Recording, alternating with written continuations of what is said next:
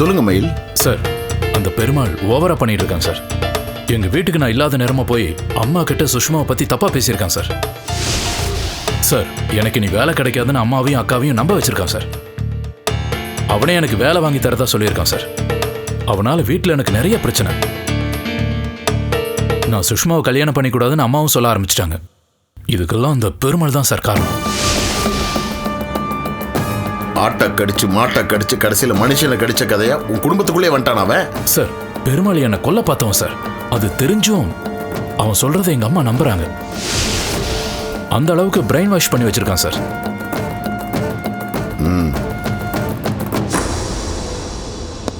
இல்ல உட்காருங்க நீங்க.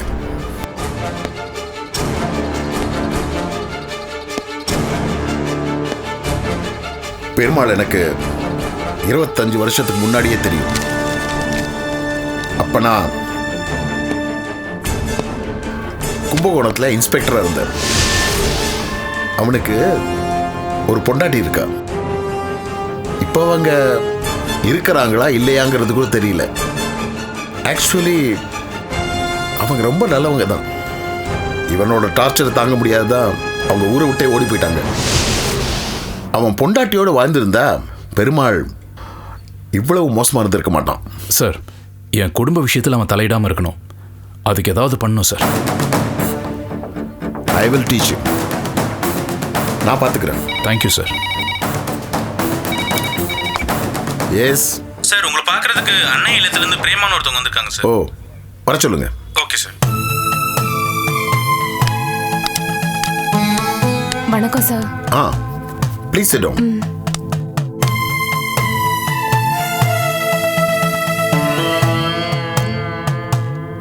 நல்லா இருக்கீங்களா சார்? நல்லா இருக்கேன். ஸ்டேஷன் போயிருந்தேன். நீங்க லீவ்ல இருக்கிறதா சொன்னாங்க. என்ன விஷயம் சொல்லுங்க. சார், நான் சொல்றேன். இவங்க அன்னை இல்லைங்கிற ஆதரவற்ற ஆசிரமம் நடத்திட்டு இருக்காங்க. அங்க படிச்சுட்டு வந்த பொண்ணு ஐஸ்வர்யா, அவங்களை இப்ப காணும் சார். கொஞ்ச நாளைக்கு முன்னாடி தான் இவங்க கம்ப்ளைண்ட் கொடுத்தாங்க. ஆனா என்கொயரி ஆரம்பிக்கிறதுக்கு முன்னாடி ஏகப்பட்ட பிரச்சனை சார். நானும் கருணாகரன் சாருக்காக ஹாஸ்பிட்டல் அட்மிட் ஆக வேண்டியதா போச்சு. அவன் நம்பருக்கு ஃபோன் பண்ணா நாட் ரீச்சபிள்னு வருது. மயில், உங்களுக்கு ஏதாவது ஐடியா இருக்கா? சார், காணாம போன பொண்ணு நம்ம சுஷ்மாவோட ஃப்ரெண்டு தான் சார். நான் சுஷ்மாவை கூட விசாரிச்சிட்டேன் சார். அவளும் ஒன்றும் தெரியலங்கிறா. மயில், நீங்களே இந்த கேஸை டீல் பண்ணலாமே. அந்த பொண்ணுக்கு என்ன ஆச்சுன்னு நீங்களே கண்டுபிடிங்க. சார், நான் இப்போ டியூட்டியில் இல்லை. ஓ, நீங்களே இதை அன்அஃபிஷியலாக டீல் பண்ணலாமே. Okay sir. இதை பாருங்கம்மா, நீங்கள் எதுக்கும் கவலைப்படாதீங்க. நான் என்ன எதுன்னு விசாரிக்கிறேன். ஆசிரமத்தில் நிறைய பொண்ணுங்க இருக்காங்க சார். யாருக்குமே அப்பா அம்மா கிடையாது சார். ஐஸ்வர்யா திடீர்னு காணாம போனதுல மிச்சம் இருக்க பொண்ணுங்க பயந்து போயிருக்காங்க சார். அவளை நீங்க தான் சார் எப்படியாவது கண்டுபிடிச்சு தரணும். நாங்கள் பார்த்துக்கிறோம்மா, கிளம்புங்க. சரிங்க சார், நான் வரேன் சார். வரேன் சார். வாங்க. மயில், ஐஸ்வர்யாக்கு என்ன ஆச்சுன்னு விசாரிங்க. Okay sir. உங்கள் விஷயத்தை என்கிட்ட விட்டுடுங்க. நான் பெருமாள் கிட்ட பேசுகிறேன். Thanks sir. இருங்க, காஃபி சாப்பிடாம போறீங்க? Sorry sir.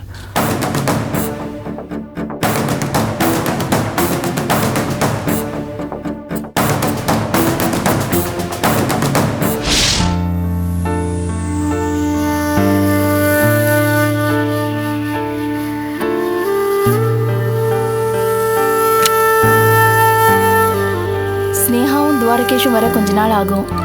அது வரைக்கும் நீங்கள் தான் பார்த்துக்கணும். எதுவாக இருந்தாலும் எனக்கு கால் பண்ணுங்க, பிரச்சனை இல்லை. சரி, பார்த்துக்கோங்க. ஓகே, வச்சிடுறேன். யாருமா ஃபோனில்? சக்கரை என்ன, துவாரகேஷ் ஸ்னேகா இல்லாமல் சமாளிக்கிறது கஷ்டமாக இருக்குன்னாரு. கொஞ்ச நாளைக்கு டெம்பரரியாக பார்த்துக்கோங்கன்னு சொல்லியிருக்கேன். நம்ம சக்கரை தானம்மா, பொறுப்பாக தான் பார்த்துப்பார்.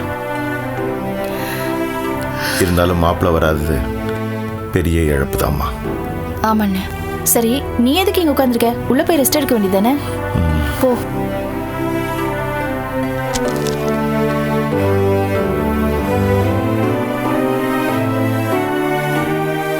ராஜீவ், வாப்பா, உள்ளவா.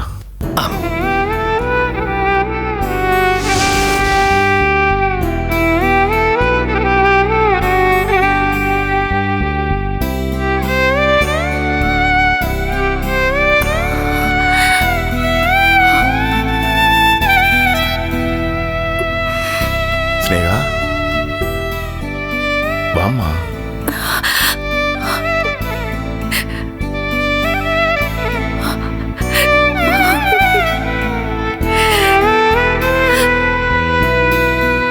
அப்பா,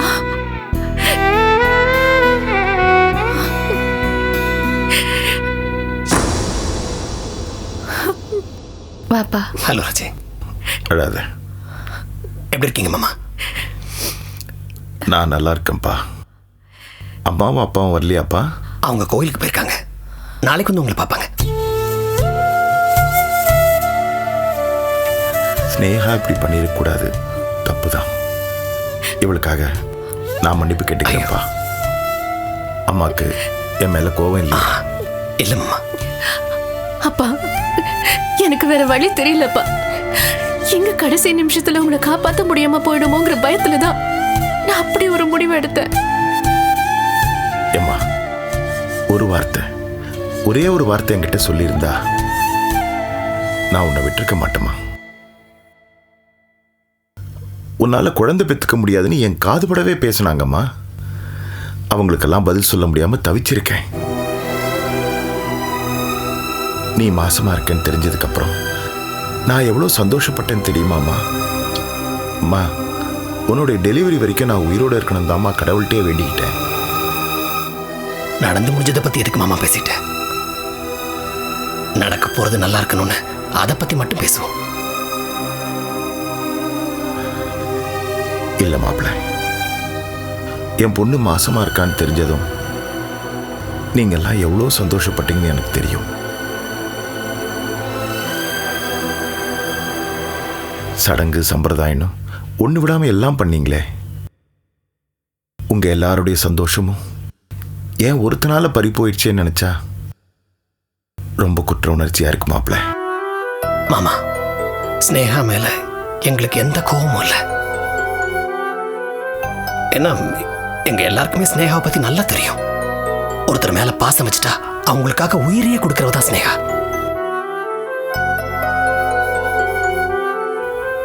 இப்போ உங்களுக்குன்னு இல்லை, எங்க அப்பாவுக்கு இந்த மாதிரி ஒரு நிலைமை வந்திருந்தா கூட ஸ்னேகா இந்த முடிவை தான் எடுத்திருப்பா.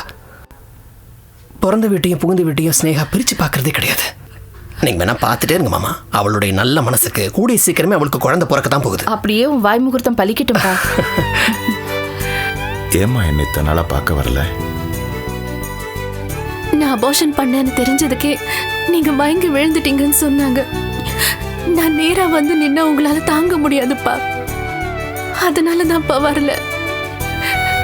அக்கா எப்படி இருக்கு சுஷ்மா? நல்லா இருக்கண்ணே. அக்கா, போய் ஜூஸ் எடுத்துட்டு வா.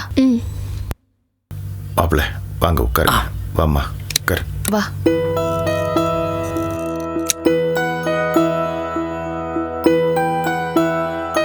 ராஜீவ், அம்மாக்கு நேச்சுரலா ஸ்னேகா மேல கோபம் இருக்கும்.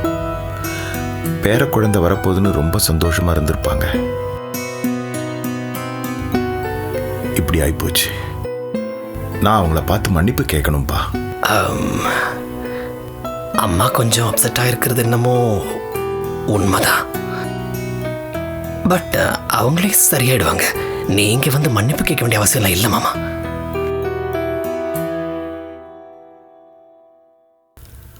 அவங்கள நாங்க பாத்துக்கிறோம். என்ன அவங்களே ஒழுங்கா வந்தா கூட வீட்டுக்குள்ளே நாங்க ஒரு வினைய வச்சிருக்கிறோம். என் சம்சாரம் உமாவை தான் சொல்றேன். அவ தான் சும்மா இல்லாம ஒண்ணு கிடக்க ஒண்ணு ஏதாவது பிரச்சனை கிளப்பி விட்டுறா. பட் அவளை சமாளிக்க வேண்டியது என்னுடைய பொறுப்பு. நான் பாத்துக்கிறேன். எப்படியோ மாமா, உங்க பொண்ணை கண்டுபிடிச்சு உங்க முன்னாடி கொண்டு வந்து நிறுத்திட்டோம். ஸ்னேகாக்கும் துவாரகேஷ்க்கும் இப்ப வந்திருக்கிற பிரச்சனை வந்து தற்காலிகமானதுதான். உங்களுக்கு தெரியாதா, புருஷன் பொண்டாட்டி பிரச்சனை இன்னைக்கு இருக்கும், நாளைக்கு போயிடும். இன்னைக்கு அடிச்சுப்பாங்க, நாளைக்கு சேர்ந்துப்பாங்க. எல்லாம் சீக்கிரமே சரியாயிடும். நீ சொல்றதை கேட்கும்போது எனக்கு ரொம்ப சந்தோஷமா இருக்குப்பா. ஏன்பா, நான் வேணா மாப்பிள்ளையை பார்த்து பேசட்டுமா? அவர் மனசு வேதனைப்பட்டாலே என்னால் தாங்கிக்க முடியாது. அவர் வேதனைக்கே நான் தான் காரணம்னு நினைச்சா ரொம்ப குற்ற உணர்ச்சியா இருக்குப்பா. மாமா, எனக்கு என்னமோ இப்ப நீங்க துவாரகேஷை பார்த்து பேசுறதுங்கிறது சரியா வரும்னு தோணல. அது உங்களுக்கு தெரியாததில்ல, சில விஷயங்களை நம்ம ஆற போட்டாலே போதும், ஆட்டோமேட்டிக்கா அதுவே சரியாயிடும்.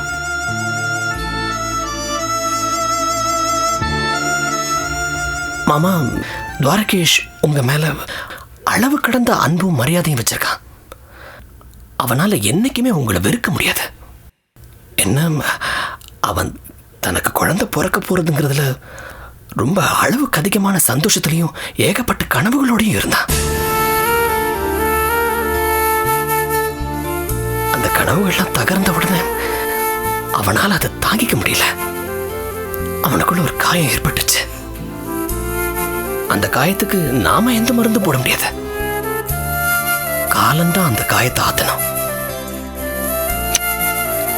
காலப்போக்கில் அது தானா ஆறிடும். நீங்க கவலைப்படாதீங்க.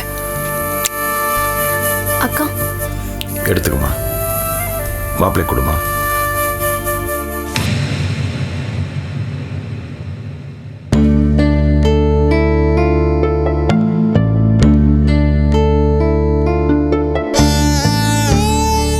இது பாரு ஸ்னேகா, வீட்டுக்குள்ளேயே அடைஞ்சு கிடந்தா பழசெல்லாம் ஞாபகம் வருமா? இனிமே நீ தான் ஹாஸ்பிட்டல் அட்மினிஸ்ட்ரேஷனை பார்த்துக்கணும்.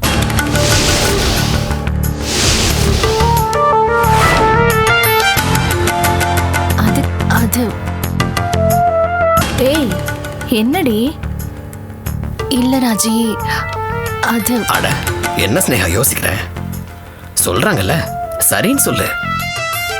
துவாரகேஷ் திரும்ப வந்து ஹாஸ்பிட்டல் அட்மினிஸ்ட்ரேஷனை கவனிச்சுக்கிற வரைக்கும் நீ தான் எல்லாத்தையும் பொறுப்பா பார்த்துக்கணும்.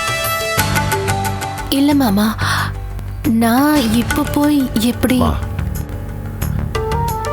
இத்தனை நாளா நீயும் மாப்பிள்ளையும் தானம்மா பார்த்துக்கிட்டீங்க. அவர் வர்ற வரைக்கும் கொஞ்ச நாள் நீ பார்த்துக்குமா. உனக்கு துணையா டாக்டர் சக்கரை இருக்காருல்ல, சப்போர்ட்டுக்கு வேணா ராஜியும் வருவா, சுஷ்மாவும் வருவாமா. அப்புறம் என்னம்மா? அப்பா அதுக்கு இல்லப்பா. என்னம்மா?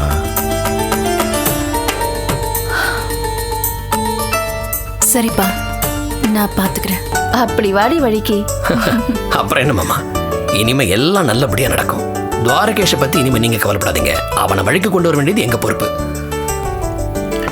இப்பதான்ப்பா எனக்கு கொஞ்சம் நிம்மதியா இருக்கு. அப்ப நாங்க கிளம்புறோம் மாமா. டைம் ஆயிடுச்சு, ஏன்பா? போலாமா? ஒரு 2 நாள் ஸ்னேகா இருந்துட்டு தான் போட்டுமே. என்ன கேள்வி இது? தாராளமா இருக்கட்டும். என்னம்மா?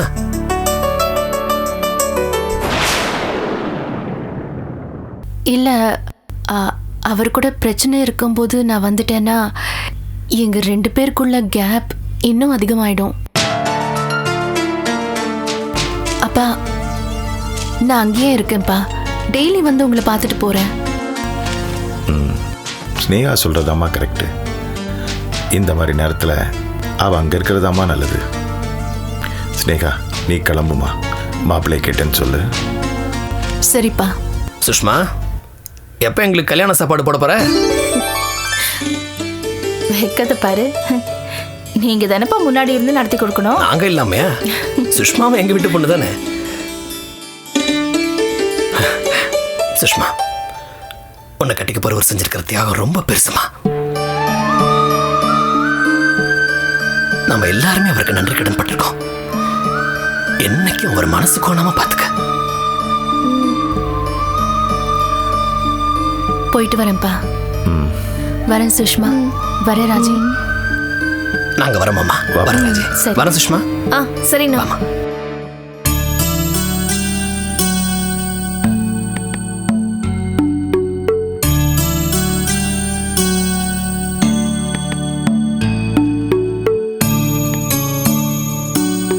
வரேன்ப்பா.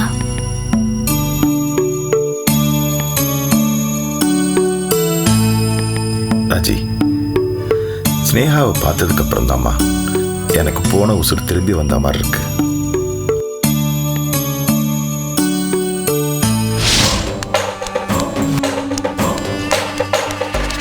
சாப்பிட்டியா ராஜா? சாப்பிடுங்க.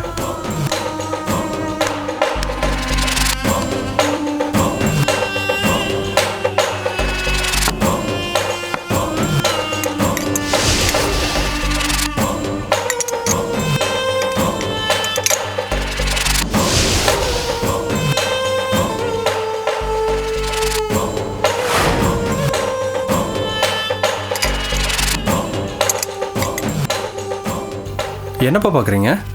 என்னையா புதுசாக ஒரு கயிறு கட்டியிருக்க? இது ராக்கி கயிறுப்பா. நார்த் இந்தியாவில் ரக்ஷாபந்தன் ஒரு பண்டிகை கொண்டாடுவாங்க. கூட பழகிற பொண்ணுங்க அண்ணனா நினச்சி இந்த கயிறை கட்டி விடுவாங்க. ஓ, உனக்கு யார் கட்டி விட்டா?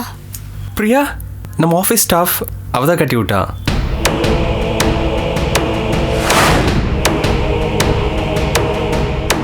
மகனே, ஆஃபீஸில் வேலை செய்கிறவங்க கூட முதலாளி தொழிலாளின்னு உறவு மட்டும் வச்சுக்க.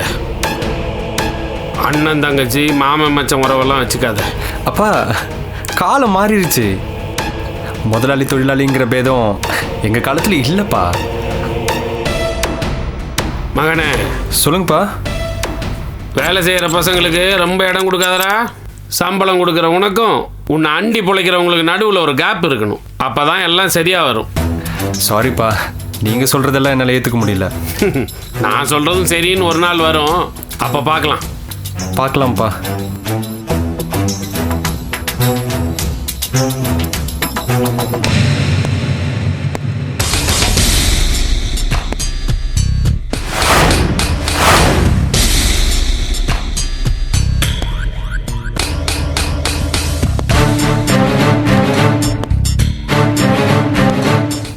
ஏய்,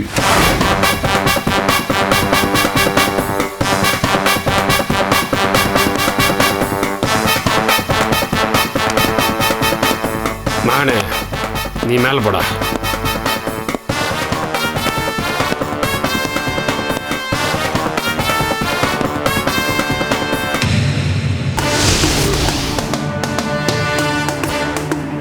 வாங்க சௌத்ரி. என்ன சாப்பிட்றீங்க? நன்றி. இங்கே நான் விருந்து சாப்பிட வரல, உன்னை வான் பண்ணிட்டு போகலான்னு வந்திருக்கேன்.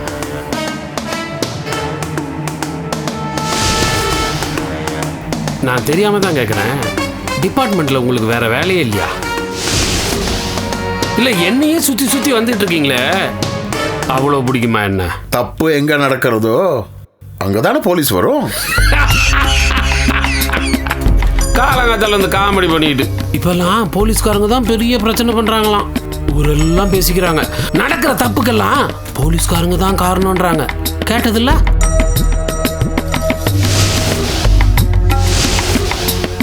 போலீஸ்னாவே இப்பெல்லாம் யாரும் மதிக்கிறது இல்லை தெரியுமா?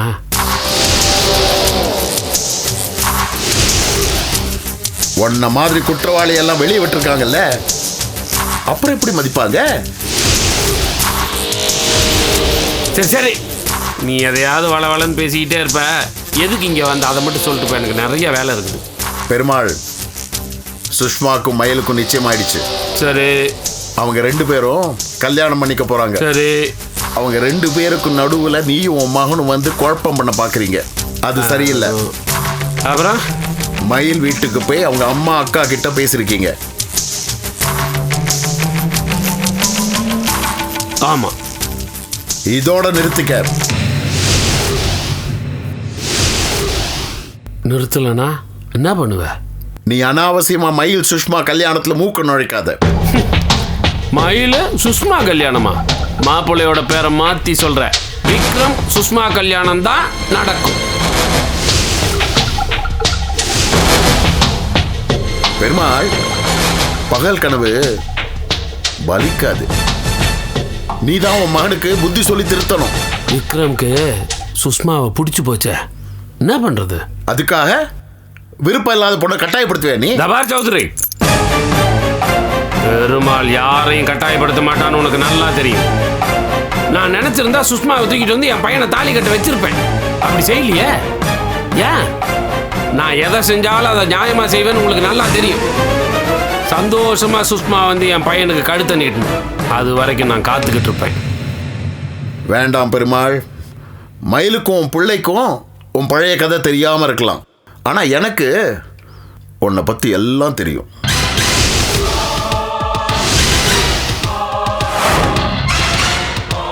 உன் கழுத்துல தொங்குற தாலிக்கு பின்னாடி என்ன கதை இருக்குன்னு எனக்கு தெரியும். எனக்கு மட்டும்தான் தெரியும். சுஷ்மா விஷயத்துல நீ ஒதுங்கிக்க. ஒதுங்கல நான் என்ன பண்ணுவேன்? உன்னுடைய பழைய கதையை கலர வேண்டியிருக்கும். சொல்லு, உன்னுடைய பழைய கதையெல்லாம் தோண்டட்டா?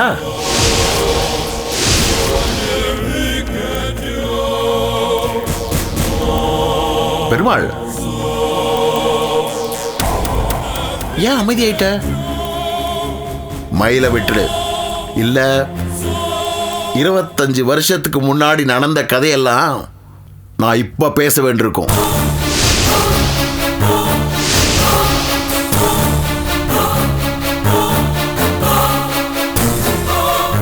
நல்லா யோசிச்சுக்கோ.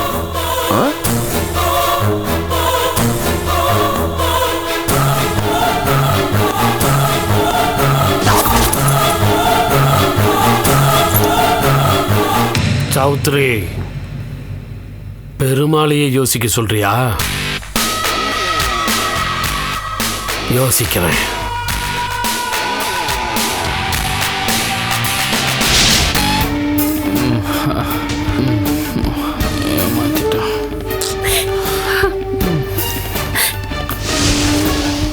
நியாயமா போச்சு.